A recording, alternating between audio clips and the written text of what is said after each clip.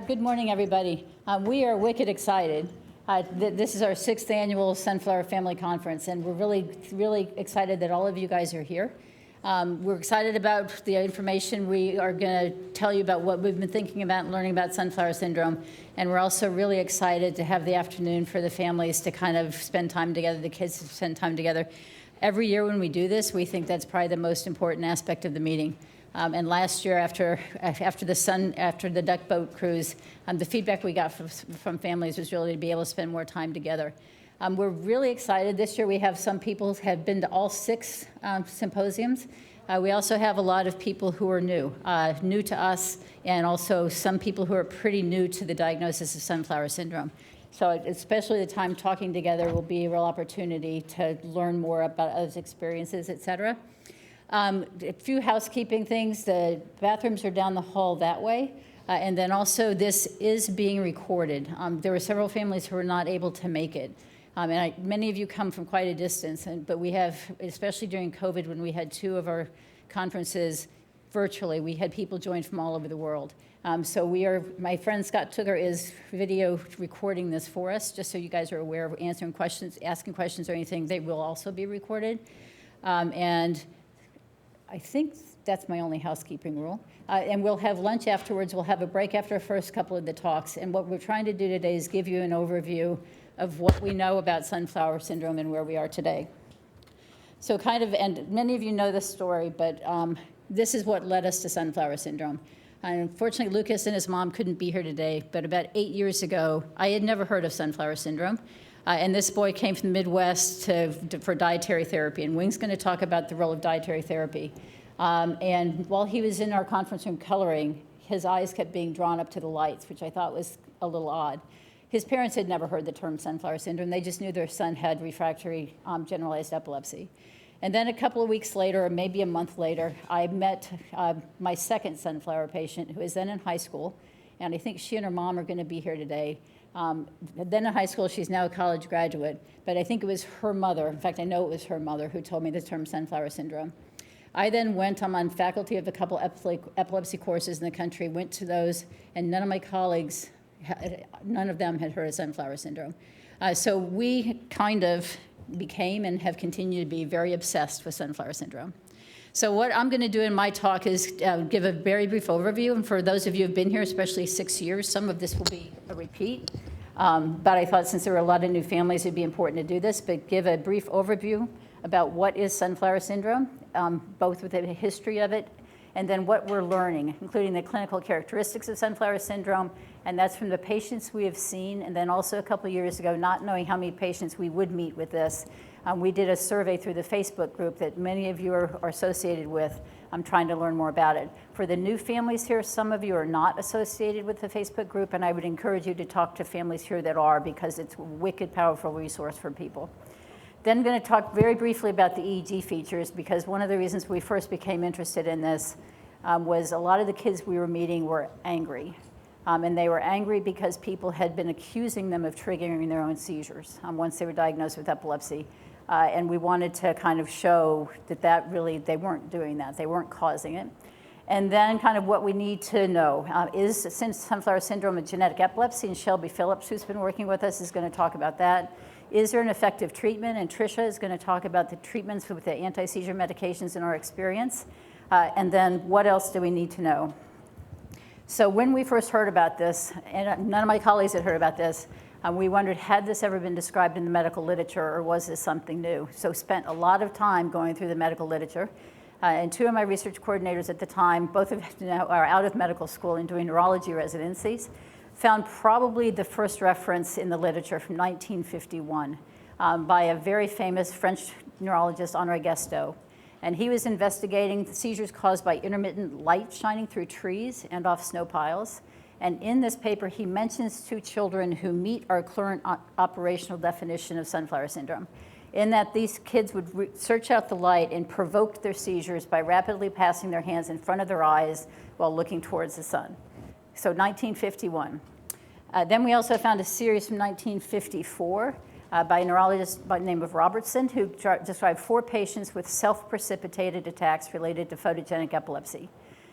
And as I was telling yesterday, it's very interesting to go 50, 60, 70 years back in the medical literature because the writing is very different than it is now. But case number 1 was a shy but charming girl, and her family thought that the hand waving resulted from her grandmother yelling at her to keep her hair out of her eyes. Still hear this a lot today. Oftentimes is it getting the hair out of the eyes, people change hairstyles, etc. Case 2 is an intelligent 12-year-old schoolgirl, and her parents thought that the episodes were funny little mannerisms resulting from eye exercises which were suggested to prevent squinting. The third case was a 40-year-old woman, so an adult and she was a tennis player of world-class caliber, and she referred to the sun as a magnet and said she was drawn to the sunlight like a moth to a candle. And then the fourth case was an intelligent, cooperative boy, and his hand waving was so intrusive that if going to punt a football, he would stop to wave his hand before kicking the ball. So those 4 cases were in 1954. And by the 1960s, there's other papers in the literature, but there was a consensus that the patients were self-inducing their seizures, perhaps a compulsive neurotic symptom. And the reason for that is those of you who have been with your kids when they get EEGs or have gotten EEGs to do photic stimulation, so with a strobe light at different frequencies, with generalized epilepsies, which sunflower syndrome is, at certain frequencies, and it varies for different people, that flash will provoke a burst of abnormal electrical activity. And sometimes, and that's called a photoparoxysmal response. Sometimes it will provoke a seizure, and it's called a photoconvulsive response. So since we see that as a signal for generalized epilepsies, that's why it was just assumed that kids were trying to replicate the effect of strobe by the hand waving. Then in 1964, Levington and Torres actually had EEG evidence that the onset of the seizure activity occurred coincident with the attempt to induce the flicker. But they still concluded that this was self-provoked seizure activity. Then, really importantly, in 1971, Francis Ames, who was a South African neurologist, was the first to directly question the self-induction classification used to describe the hand waving in a publication showing photographs of hand waving episodes in 3 patients. And what I didn't know till I gave grand rounds here at the Mass General several years ago on sunflower syndrome is Francis Ames was a very important person. Not only did she help us with sunflower syndrome, but she was one of the physicians involved in showing that Stephen Biko did not die of natural causes while in police custody during the apartheid time in South Africa. So a very important person, I think. And Francis Ames then described in her group a 22-year-old female who felt compelled to go into the sunlight and wave her hand in front of her eyes. She described it that gave her a curious feeling of annoyance and irritation. Her parents also initially thought she was trying to brush her hair away from her eyes and changed her hairstyle. And then when performing in front of the window, parents thought she was making secret signals to a neighbor. She also had a 16-year-old male who started hand waving the sun at 5 years of age. And he actually avoided playing games due to the hand waving and denied that these episodes gave him any sense of pleasure. And then also a girl who had onset of hand waving at 4 years of age. And this is amazing. This kid had actually been admitted to the hospital psychiatrically 3 times due to these episodes. It was felt that she was trying to draw attention to herself. And she described that after the episodes, she often had a feeling of drunkenness. So it was Ames. We also started this journey is how did this get named sunflower syndrome? So that was also Francis Ames. So she proposed that name instead of self-induced. And what led her to that was that she had a mother and daughter, both with sunflower syndrome. And as we'll see, family histories of epilepsy are common, but not sunflower family histories. And the daughter did not have that response to strobe light. So when they did EEG, they flashed the strobe light. She did not have that photoparoxysmal response. So Ames argued that then she's not doing this to replicate the effect of strobe light. Then importantly, and we'll come back to this when Tricia talks about treatments, we also found a letter to the editor in New England Journal of Medicine, which many of you may know is like the premier medical journal, again by Henri Gaston and another famous French neurologist, Jean Cardy, who reported fenfluramine effective in treating self-induced photosensitive epilepsy in 3 children. And in their descriptions of these 3 children, the first child they treated with fenfluramine, we'll learn more about that, was a child we believe had sunflower syndrome. The other 2 were not. And then this video doesn't work, but probably many of you have seen this on YouTube. I'm kind of demonstrating what sunflower syndrome is. So what is it? And what we've seen so far is that about 3 to 5 years of age, there's an initial attraction to bright light, typically in the sun and otherwise normal children. As we come back later, we now have seen over 120 people with sunflower syndrome, and we're learning a lot more about how it all starts. So some children, it starts with that draw to the sun. Some children, instead, it starts around the age of 3 to 4 with what's called eyelid myoclonia, that the kids will have very rapid eye blinking episodes. Not in the sunlight necessarily, but that will occur first. Then the kids develop onsets of episodes of looking towards the light and waving a hand in front of their eyes. Some, this only occurs with sunlight, others also indoor lights. And then, as we see, other seizure types can occur. The most common being tonic-clonic and absence. We know that this is more common in girls than boys. We know that this is often refractory to anti-seizure medications, meaning our seizure medications often do not work. And then what we're really trying to understand now is what is the natural history of sunflower syndrome. Will kids outgrow this? If tonic-clonic seizures are going to happen, can we say when they're going to happen and what conditions they're going to happen in? Because those are questions all of you would like the answers to, and we're trying to figure that out. So when we started getting obsessed with this and seeing kids, we knew this was rare. We didn't know how many kids we were going to see. So this is several years ago. Through that Facebook group, we did a very detailed survey on REDCap, 138 questions. So not a quick survey to fill out, looking for all characteristics. And our goal was to get 50 patients. And we ended up getting 68 completed surveys. Most completed by the legal guardian or parent, some completed by the individual with sunflower syndrome, and half the folks that responded we had seen at the MGH. What we saw from that group, and we see now even with our about 120, and we'll see at the end, about 2/3 female, 1/3 male.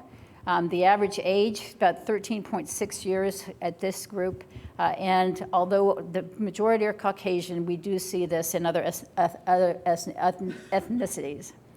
About 1/3 of the kids at this time did have a family history of seizures, and 20% were a family history of generalized seizures, including tonic-clonic seizures and absence, and then 7% had a family history of sunflower syndrome. So it can occur, but not very commonly. And then we said about 2/3, close to 2/3, do have other seizure types, the most common being tonic-clonic, and then absence as well as others. And importantly, about 20% have had seizures lasting at least 5 minutes.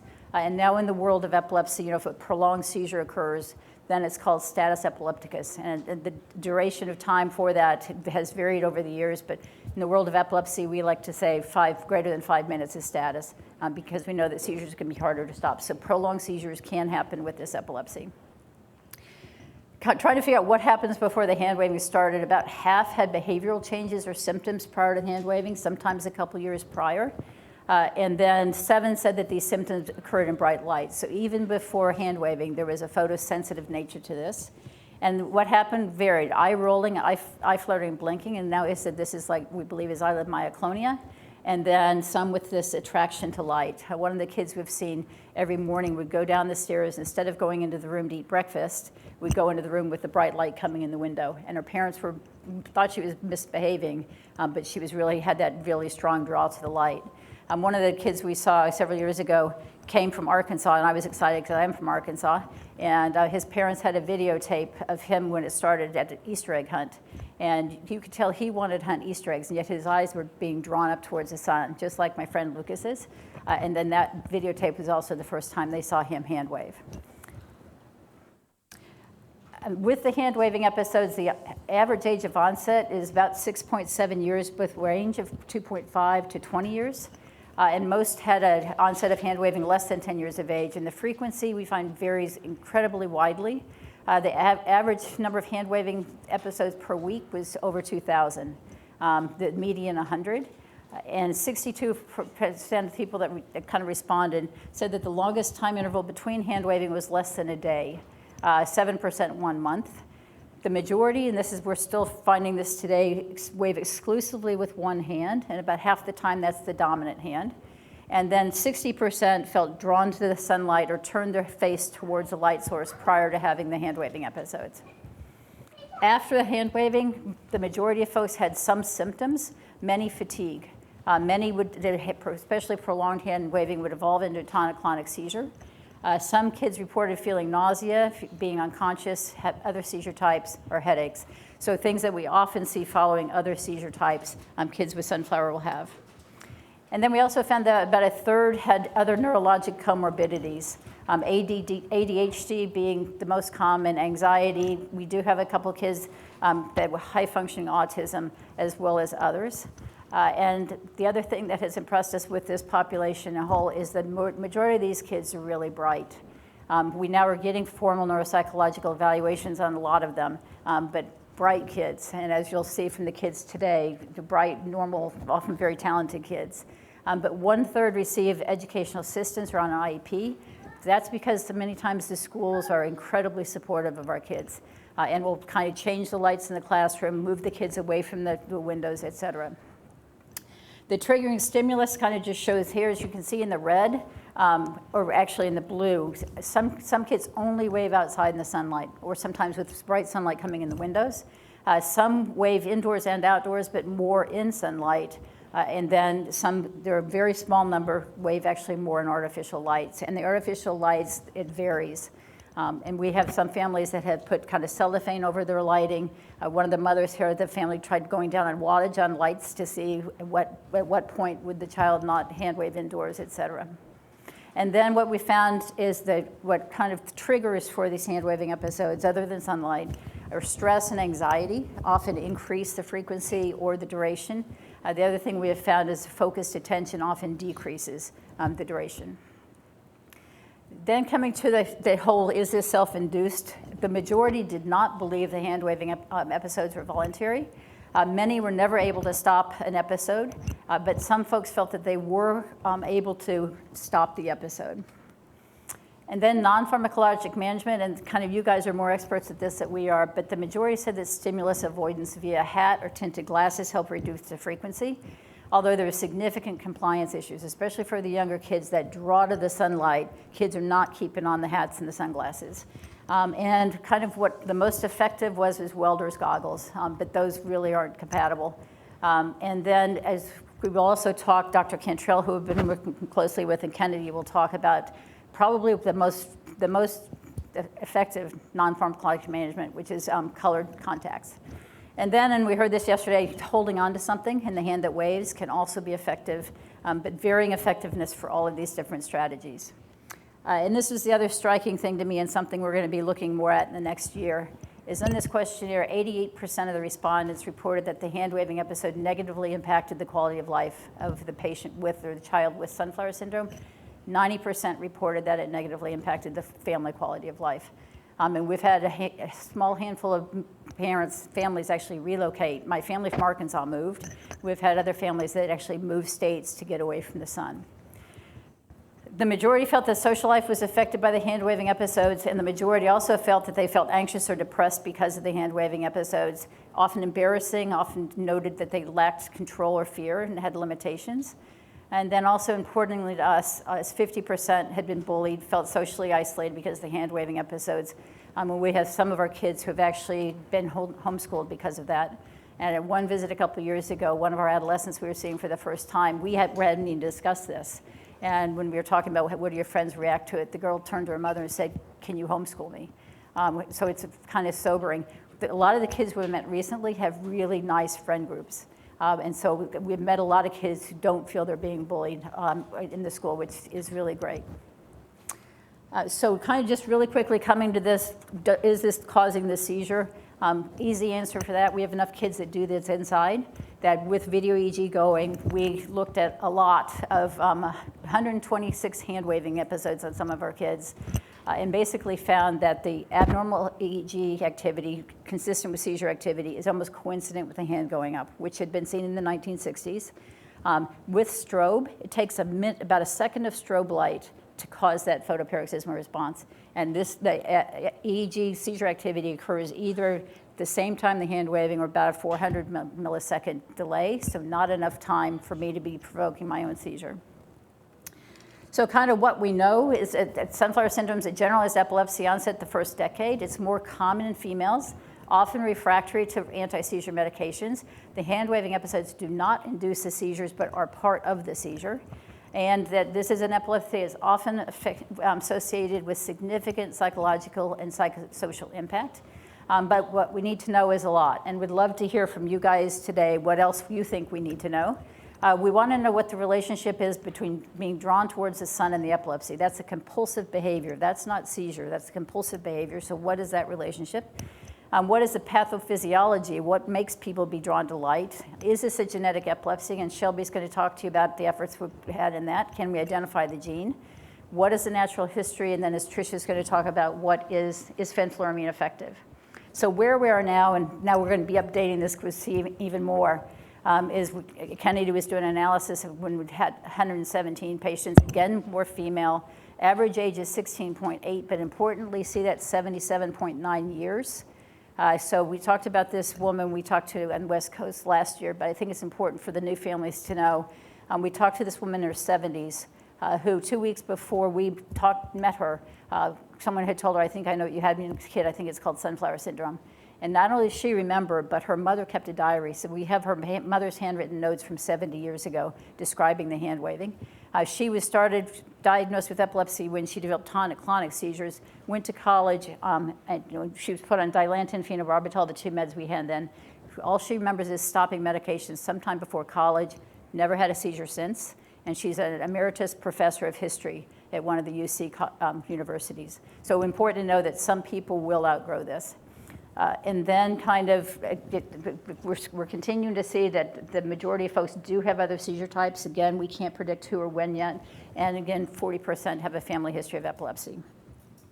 So what we're also finding, and you guys know this also better than us, oftentimes there's a significant delay in diagnosis.